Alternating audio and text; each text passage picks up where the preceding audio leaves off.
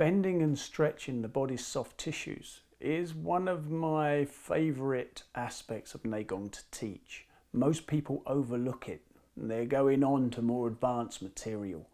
And then eventually when you get them to come back and look at it again and you take them deeper in, they have these aha moments like, oh, I didn't realize I was meant to be doing that, or I didn't realize it was that deep or that complete.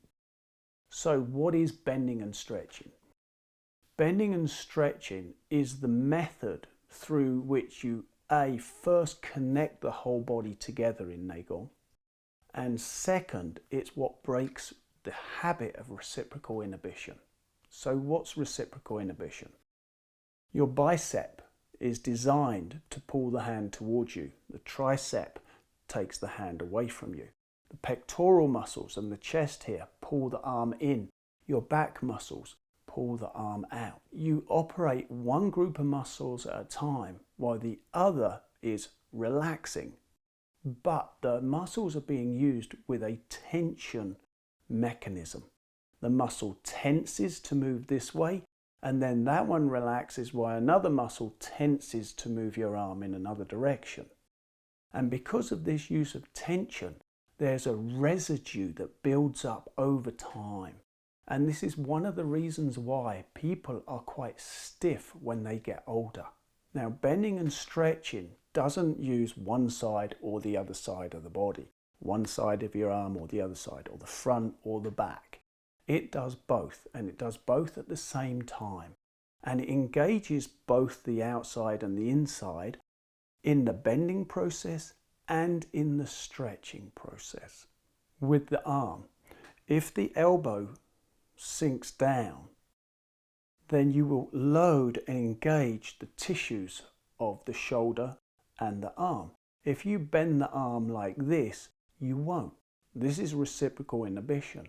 But this action, this is a bend, and then this is a stretch. Now, in Neigong, in Qigong, you never straighten a limb. If you straighten the limb, you will disengage the bending and stretching of the tissues. The tissues will suddenly go slack at some point in that process. And so when you bend, you engage everything from the fingertips to the spine, and when you stretch, you continue to engage all of those tissues from fingertips to spine. Now, there's a 4-beat cycle that comes into play, and the 4-beat cycle has 2 active and 2 passive components. So what you're looking for at the end of a bend is a release. At the end of a stretch, you have a release and let go. Now, it's these 2 release points at either end of the cycle, either at the end of the stretch, you have the release, or the end of the bend, you have the release. And these 2 release points builds in relaxation. So you're not tensing your muscles to bend.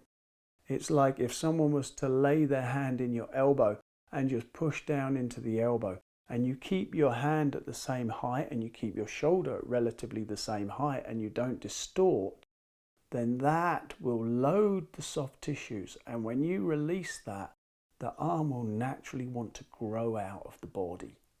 So it's not a tension, it's a relaxation and a storing of energy in the muscles and the soft tissues, and a release and an extension through those soft tissues. Later you can get into deeper material like lengthening the soft tissues, running the yang and yin meridians, opening and closing the joints.